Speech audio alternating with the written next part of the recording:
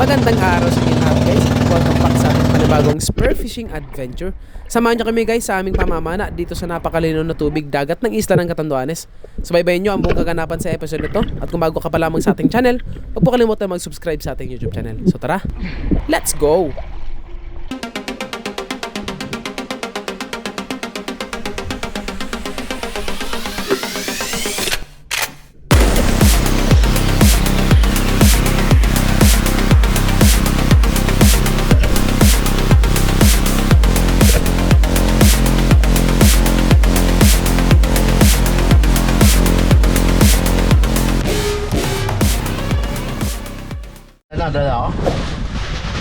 What's up guys? Magandang umaga sa inyo lahat at welcome back again sa ating panibagong spearfishing adventure. At dito kami ngayon guys sa sa Makalunog, kung saan yung mga unang dive namin guys, yung makikita naman sa page natin. Maganda din naman dito guys yung spot. Kaso nga lang halos ilang buwan kaming hindi nakapag-dive dito gawa ng amihan, malakas yung amihan. Pero ngayon okay na. Pero kahit papaano malinaw na rin guys.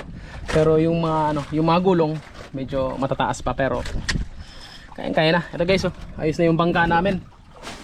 Ito si Master, Master. Yan, kasama ko si Lito at saka si Jomar. Yes. Guys, subukan natin guys. So quick dive lang to guys. So subukan lang namin. Sana alarin tayo. So bangan nyo guys ang huli namin mamaya. Let's go. Alright guys, warm up dive muna tayo dito sa unang bahagi ng kung saan nakaangkla yung ating bangka. At dito, medyo mahina guys yung agos. So it's a good sign at napakalinaw guys ng ilalim ng dagat. At dito may nakaharap sa akin na isang uri guys ng grouper. Ang tawagin is purple cod, pero medyo may kailapan guys yung isda na to. Kaya madalas mahuli ko to guys kapag ka drop shot, pero kapag ka naka-ambush medyo mahirap siya lumapit. At eto, sinubukan ko guys na habulin, pero medyo mailap talaga. So sayang.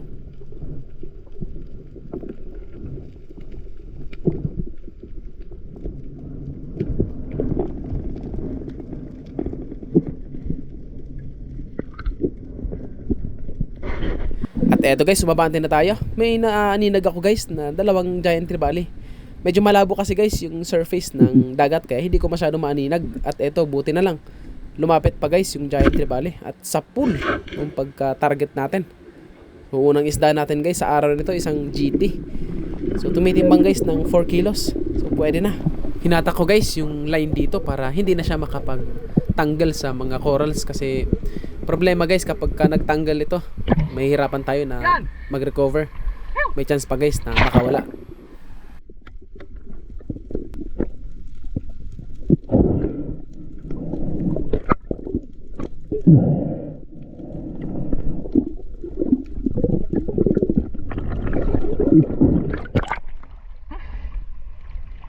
Ada pa piatag buat ako si babaw. Uy, ako si mamo piatag buat ako pa taas.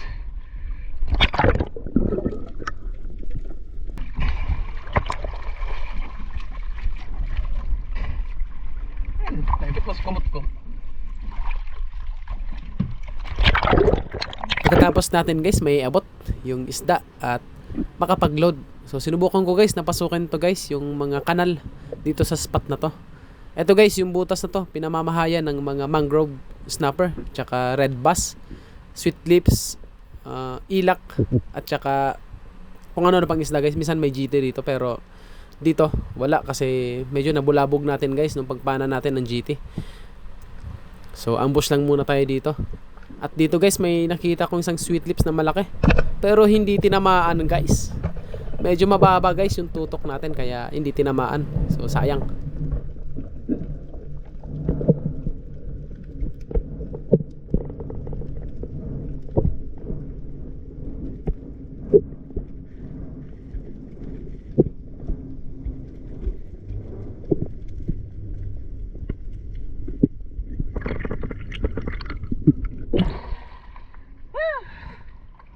Ayam. Ay, tan. Inaigo ang hadin. Ha? Berenai? Oh. Siapa nak mo?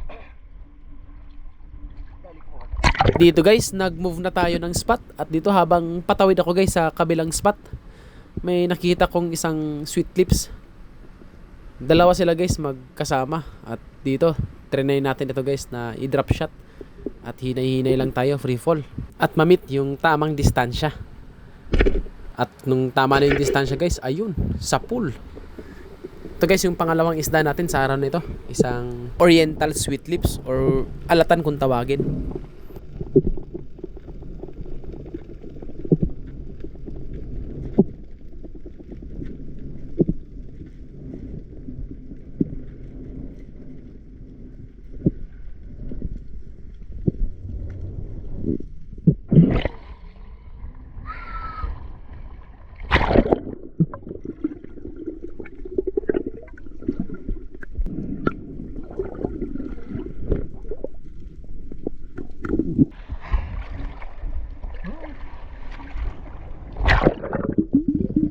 Habang patawid tayo guys sa spot na pupuntahan natin, may nadaanan ba ko guys na dalawang oriental sweet lips, isang malaki tsaka isang maliit.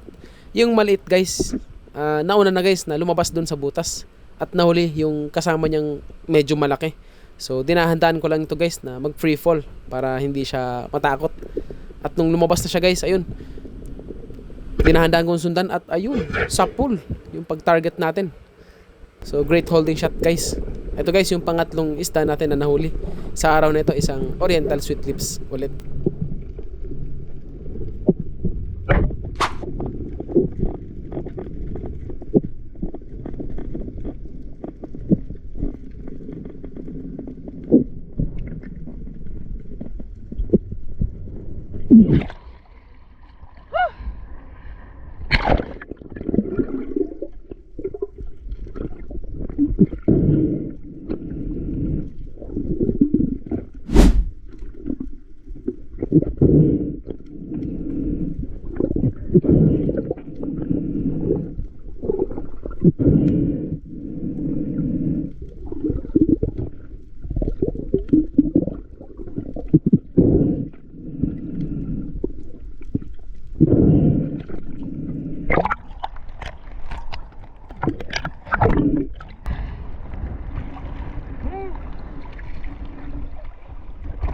At pagkatapos natin guys, may secure yung isda. At dito, sa wakas nakapunta na ako guys sa spot na pupuntahan ko.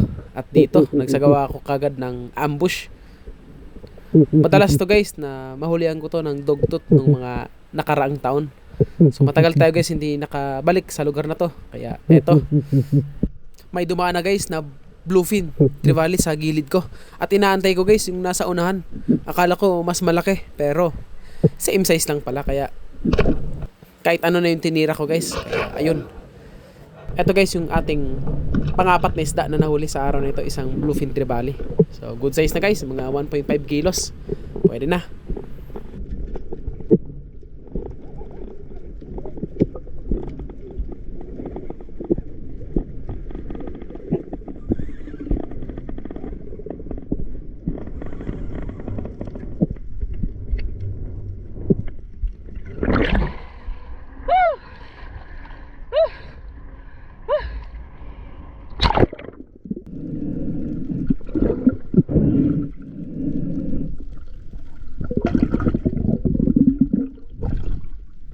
Habang sinesecure natin guys yung bluefin na nahuli natin, at dito may dumaan na dogtooth tuna, napakalaki. Sayang guys, wala tayo guys na magagawa, gawa ng nakapana na tayo guys ng bluefin. Pero dito dali-dali ko guys na in-recover yung isda at inilagay ko sa aking lalagayan para makapagsagawa tayo guys ng panibagong dive. Baka kasi dumaan pa yung dogtooth tuna na dumaan kanina. Pagkatapos natin guys malagay yung isda sa lalagayan at makapag-load. At dito another drop, hindi na guys yung dogtooth tuna yung nakita ko, isa ng good size na king mac yung pumalit. At dito nag hand sign tayo, tapos dahan-dahan lang natin guys na nilapitan yung king mac. At eto, nung namit natin yung gap sa pool, good size ito guys na king mac, weighing around 3 kilograms. So hindi ganun kalaki pero pwede na. Medyo mabigat na kasi guys yung dala-dala natin na isda kasi nakatuhog lang at nakatali sa ating katawan.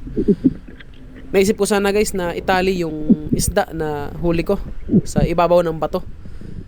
Kaso nga lang guys, bago ako dumating sa spot na to, may mga pating kasi guys na nakatambay dun sa kanal. Kaya hindi ko na lang guys itinali yung isda, baka pag-interesan pa yung ating huli. Kaya kahit mabigat, tiniis na lang natin guys yung bigat para safe yung huli natin. Pwede naman sana guys na ilagay natin yung isda dun sa bangka. Kaso nga lang guys, malayo na yung bangka at hindi na ako masyadong naririnig dahil gawa ng malakas yung hangin. At dito, another drop tayo guys. Same spot pa rin dito at sinilip ko muna yung pating, baka nandun pa sa kanal yung pating. Buti naman wala na yung pating. Habang naka-ambush tayo at dito, sinisilip ko pa rin yung kanal kasi baka mamaya biglang dumating yung pating. At dito, habang naka-ambush tayo dito, nilapitan tayo guys ng isang good size pa rin na giant trevally at ayun, ang ganda ng tama guys, stone shot. Hindi na tayo nahirapan kahit mabigat na yung ating daladala na isda. So relax lang tayo guys na nakapag-ahon. At pagkatapos natin guys i-secure at ma-recover yung isda, dito nag-decide na ako guys na bumalik na sa bangka para makapagpahinga na dahil mabigat na ang ating dala. At gusto ko pa naman sana guys na tumagal sa spot na to kasi medyo may laman yung bahuran na to. Kaya inisip ko na lang guys na siguro baka sa next dive na lang natin ulit ito balikan, kasi para hindi maubos yung mga isda dito, para pagbalik natin sa next dayo natin makahuli pa rin tayo. So all goods na guys yung huli natin. Di bali may huli tayong 5 isda at isa dun sa bangka. So di bali 6 yung isda na nahuli natin ngayong araw. Halos same size lang to guys nung nahuli natin yung una, pero maliit lang to guys ng konti dun sa nahuli natin. At dito, habang patawid ako guys, ito kinunan ko muna ng video yung huli natin dun sa spot. At habang patawid tayo guys ng spot, at dito pagbalik ko guys sa nahulihan natin ng sweet lips, yung pangalawang sweet lips natin na nahuli, may bluefin dito na umaaligid-aligid na good size. Kaya dali-dali ako guys na nagload at binabaan ko tong bluefin. Nahandahan lang natin guys pag drop para hindi matakot itong bluefin na to. Good size na to guys. Ito kasi guys yung uulamin natin, tapos yung halos na lahat na nahuli natin ng mga good size, yun yung ibebenta natin. So ayun, sa pool, di bali guys, habang tumatawid tayo may huli pa tayong isang bluefin na good size, pwede na pang ulam.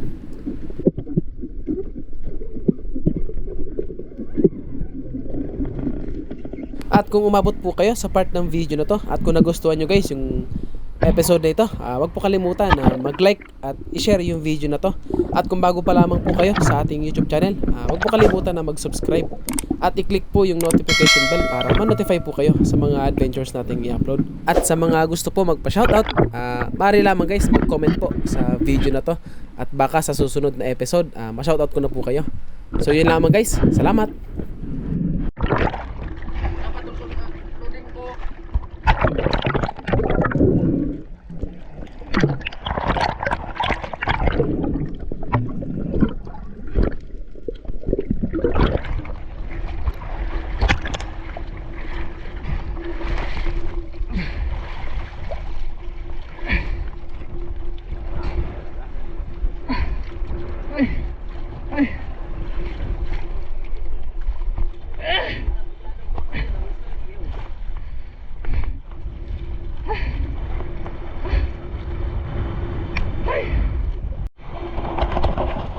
What's up guys, pauwi na kami. Medyo malakas yung alon guys kasi sobrang lakas ng hangin, no?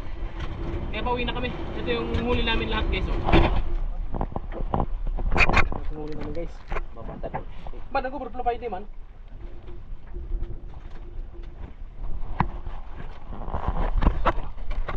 Ay, grabe. Ito buhay na buhay yung spot ngayon guys. Sobra. Tapos na nakagrabe. Kami kasi mas tiktik-tiktiin. Pauwi na kami guys, dahil habo na. Kulay ka po. Lalo.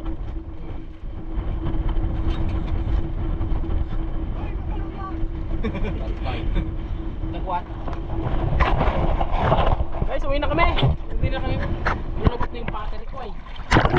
Yun lamang guys ang buong kaganapan sa episode nito. Dive safe sa inyo lahat at kita-kit sa panibagong episode. Bye-bye!